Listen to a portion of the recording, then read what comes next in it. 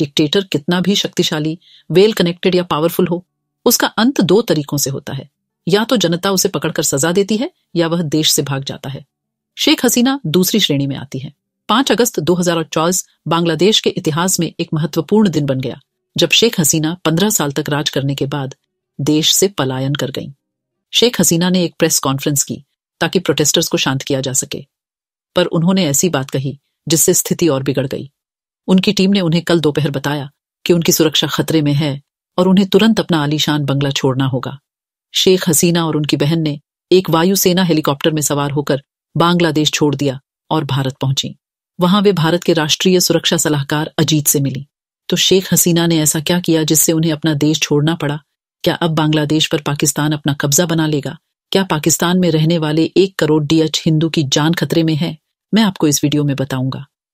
1 जुलाई 2024 को बांग्लादेश में कई छात्र सड़क और रेलवे लाइनों को ब्लॉक करते हुए विरोध प्रदर्शन करने लगे। वे बांग्लादेश हाई कोर्ट के उस आदेश के खिलाफ प्रदर्शन कर रहे थे जो 5 जून 2024 को पारित हुआ था। इस आदेश ने कोटा प्रणाली को फिर से बांग्लादेश में लागू कर दिया था। कोटा प्रणाली क्या थी, ये आप तभी समझ सकते हैं जब आप बांग्लादेश के स्वतंत्रता आंदोलन को समझें। 1947 के विभाजन के बाद बांग्लादेश को पूर्वी पाकिस्तान कहा जाता था और यह पाकिस्तान का एक हिस्सा था। पाकिस्तान का मानना था कि चूंकि वह मुस्लिम बहुल है, इसलिए पूर्व और पश्चिम एक साथ मिलते रहेंगे, पर ऐसा नहीं हुआ। पूर्वी पाकिस्तान के खिलाफ भेदभाव शुरू हो गया था। पूर्वी पाकिस्तान में भले ही अधिक लोग थे, पर अधिक पैसा पश्चिमी पाकिस्तान में खर्च हो रहा था। पूर्वी पाकिस्तान में बोली जाने वाली बंगाली भाषा को दबा दिया गया और उर्दू को पश्चिमी पाकिस्तान और पूर्वी पाकिस्तान दोनों की आधिकारिक भाषा बना दिया गया। यह भेदभाव धीरे धीरे उभर रहा था।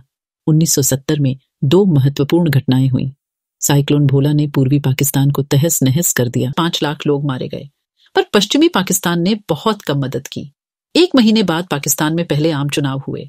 नेशनल असेंबली में पश्चिमी पाकिस्तान में 138 सीटें थीं और पूर्वी पाकिस्तान में 162 सीटें। मुख्य रूप से 2 राजनीतिक पार्टियां थीं। पश्चिमी पाकिस्तान में जुल्फिकार अली भुट्टो की पाकिस्तान पीपुल्स पार्टी और पूर्वी पाकिस्तान में शेख मुजीबुर रहमान की अवामी लीग। शेख मुजीबुर रहमान पूर्वी पाकिस्तान के बड़े नेता थे। उन्होंने कई बार लोगों को बताया कि कैसे पश्चिमी पाकिस्तान उन्हें दबा रहा है। 1970 के आम चुनाव में अवामी लीग ने 153 में से 160 सीटें जीत लीं, जबकि पाकिस्तान पीपुल्स पार्टी ने 138 में से 41 सीटें जीती। मुक्तिबाहिनी और भारतीय सेना ने पश्चिमी पाकिस्तान की सेनाओं को हराया और 1971 में बांग्लादेश स्वतंत्र हुआ। अवामी लीग के शेख मुजीबुर रहमान, जो स्वतंत्रता आंदोलन के चेहरे थे, बांग्लादेश के पहले प्रधानमंत्री बने। अब बात आती है कोटा प्रणाली की। जब बांग्लादेश स्वतंत्र हुआ तो शेख मुजीबुर रहमान ने वादा किया कि स्वतंत्रता सेनानियों और उन महिलाओं के लिए कोटा प्रणाली लागू की जाएगी जिन्होंने अत्याचार सहे थे। स्वतंत्रता के 20-25 साल बाद यह कोटा प्रणाली धीरे धीरे बदल गई, क्योंकि कई स्वतंत्रता सेनानियों की मौत हो गई थी। 1977 में कोटा प्रणाली बदल दी गई और स्वतंत्रता सेनानियों के बच्चों को भी कोटा दिया जाने लगा। 2010 में एक और बदलाव आया और अब स्वतंत्रता सेनानियों के पोते पोतियों को भी कोटा दिया जाने लगा। इसका मतलब था कि 56% सरकारी नौकरियां विभिन्न समूहों के लिए आरक्षित थीं, 30% स्वतंत्रता सेनानियों के बच्चों और पोते पोतियों के लिए, 10% महिलाओं के लिए, 10% पिछड़े जिलों के लिए, 5% जातीय अल्पसंख्यकों के लिए और 1% शारीरिक विकलांग लोगों के लिए। 44% सरकारी नौकरियां मेरिट के आधार पर थीं। 2018 में देश भर में छात्र विरोध शुरू हो गए, क्योंकि वे इस कोटा प्रणाली में बदलाव चाहते थे। छात्रों का गुस्सा सिर्फ कोटा के बारे में नहीं था, बल्कि बेरोजगारी की समस्या भी थी। 2018 में देश भर में छात्र विरोध शुरू हो गए, क्योंकि वे इस कोटा प्रणाली में बदलाव चाहते थे। छात्रों का गुस्सा सिर्फ कोटा के बारे में नहीं था, बल्कि बेरोजगारी की समस्या भी थी। बांग्लादेश में गारमेंट इंडस्ट्री अच्छे से चल रही थी, पर नौकरियां कम वेतन वाली थीं।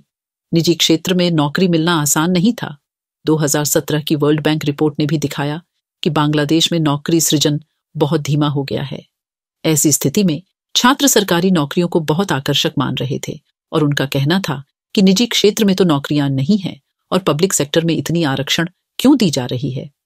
छात्र प्रदर्शनकारियों ने पूछा कि सिविल सेवा की नौकरियों में 30% आरक्षण क्यों दी जा रही है उन लोगों को जिनकी आबादी सिर्फ 0.13% है। इसलिए छात्र अपनी कक्षाओं का बहिष्कार करने लगे और सड़कों और राजमार्गों को ब्लॉक कर दिया। और इसी वजह से शेख हसीना और उनकी बहन ने एक वायुसेना हेलीकॉप्टर में सवार होकर बांग्लादेश छोड़ दिया और भारत पहुंची। आगे की अपडेट के लिए चैनल को सब्सक्राइब करिए